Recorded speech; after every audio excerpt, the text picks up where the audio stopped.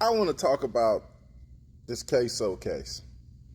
But I don't want to talk about the case. I want to talk about the parents.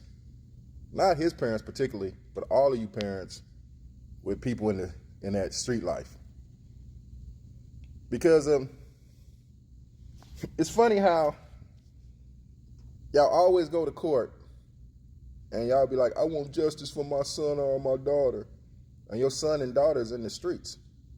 You know, like, you got Charleston White, right, talking Tuka. No one cares about Tuka's mom. Well, was Tuka innocent? Tuka wasn't innocent. So why should someone cry for Tuka's mom? Tuka made someone else's mom cry. And the justice in the streets is, you know, either the cops are going to get you or you're going to wind up dead. There's only two things when your kid hops off that porch that's going to happen. Your kid is either going to be killed, unalive for TikTok purposes, or they going to jail. That's the only two results coming from them streets. I know other results. Well, there's a possibility that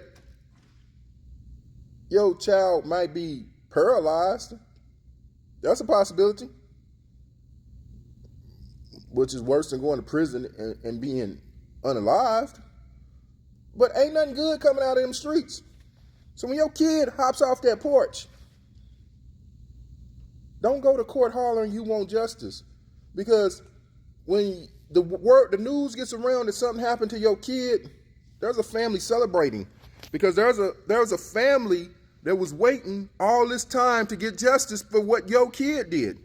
So you take the case of KSOO. The guy he's on trial for, little Bibby. That dude had a body. That dude had a body.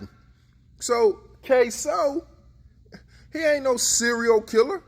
King Von wasn't no serial killer. We like to use those words, but they wasn't serial killers. Serial killers do stuff to people they don't know. They do stuff to random people.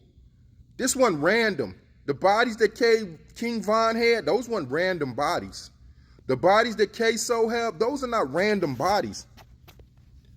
Those are bodies of people who jumped in the streets and did shit, and KSOO and King Von felt the need to go get justice for their team. But here's the thing, though, like, you know, like, your child might go get justice for something that happened to one of his friends or her friends, while on the other side, someone else's child is going after your child to get justice for what happened to their friends.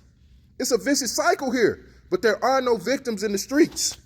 There's no victims in the streets. Once the war pop off, everyone's guilty. So crying to the police for justice, that's some bullshit. Getting on the news crying for your son or your daughter, that's some bullshit. You know, Fulio had that song, and his mama can't cry for justice either because Fulio wasn't innocent. She lost two kids, or one kid and a stepchild. I don't know. But Fulio talked about Corbin. They found his body. He was rot. Corbin's mom gets on TV crying. Ma'am, Corbin wasn't innocent. And I'm not saying you can't miss your loved ones. All I am saying, though, y'all better wake up. Ain't no victims in the street gang. Ain't no victims. They're all perpetrators. Ain't nobody innocent in the street gang. They're all doing something to hurt someone else. But it was my loved one. No. Your loved one did something to someone else. You know, I was in Oakland. I went to a Stop the Violence rally. And you single mothers, y'all some stupid ass bitches. I ain't gonna lie. Black single mothers are some stupid ass bitches. Not all of you. But I went to this rally mothers put on. And the person I was with, a prominent minister in Oakland, got up there and spoke. And he said, you know, I know the pain of losing a loved one because I lost my father at an early age. This stupid ass bitch got up there. She got a t-shirt on. Son throwing up gang signs. Sons hanging with gangsters throwing up gang signs. Sons flashing big ass money.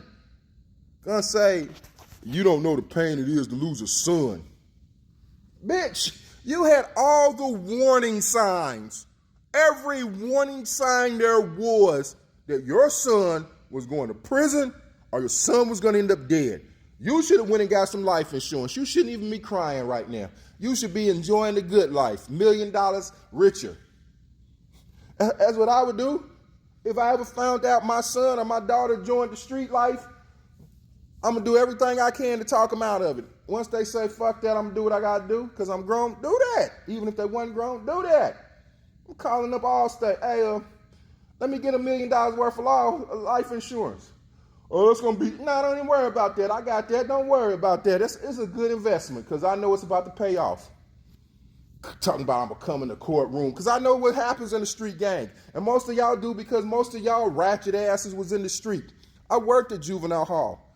I seen these ratchet ass mothers be passing messages from other people to their sons about what's going on in the streets. No way in the fucking world am I going to pass a message to my son or my daughter about some shit in the streets. But these ratchet ass mothers was, because you got to realize these ratchet ass parents, they came from the street. They keep that shit going. The apple don't fall too far from the tree. The parent was in the game. The son and the daughter going to be in the game. You see, someone needs to do a study of that. How many kids are in prison because their parents was incarcerated? How many kids are in the ground because their parents was incarcerated or their parents was unalive due to street violence? I bet the number is crazy wild. Kids imitate what they see. It's a vicious cycle, and parents don't want to stop it. They won't stop it when it's too late, like KSOO's dad. Now he wants to go spend time with his children, his 6-year-old and his 8-year-old. Understandable, because ain't shit you can do for KSOO and ain't shit you can do for your oldest son. But you was out in them streets, so you're the reason that shit happened. The Bible is true on this point. The sins of the father should revisit the child. It's a vicious cycle. It's a vicious cycle. But the parents some of these parents are really not trying to break it. They don't want to take responsibility. Like Bibby's parents, man, why don't they just come out and say, you know, my kid wasn't 100% right. He lived by the gun, he died by the gun, his lifestyle got him this. I want this to be a cautionary tale to all the parents out there. If your kids are out in the street, get used to this right here. Now they posting funerals on TikTok crying for their kids.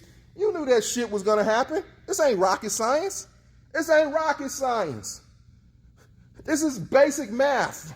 This ain't trigonometry. This is subtraction and addition. Your kid in the street, your kid is going to prison or they're going to jail. If you marry a street dude, you're most likely going to be a single mother because they're going to die or go to prison.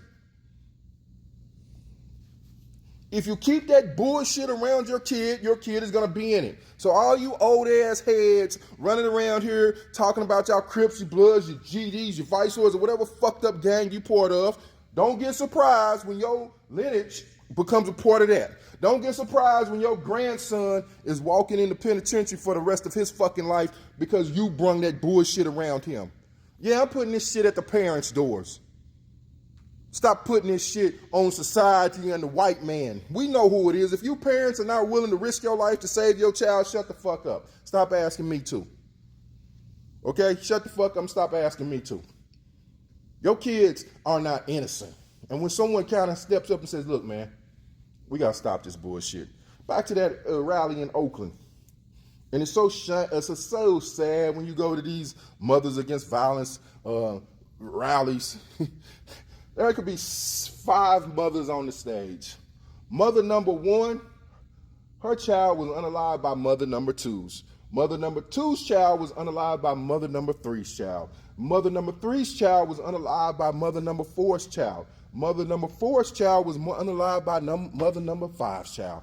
All fucking 5 up there, victims and fucking perpetrators. And they all up there talking that same bullshit, but they didn't do shit when their kids stepped off that porch. Once your kids step off that porch, only 2 outcomes, and prepare yourself for it.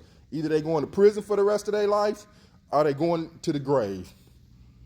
You better be prepared for both.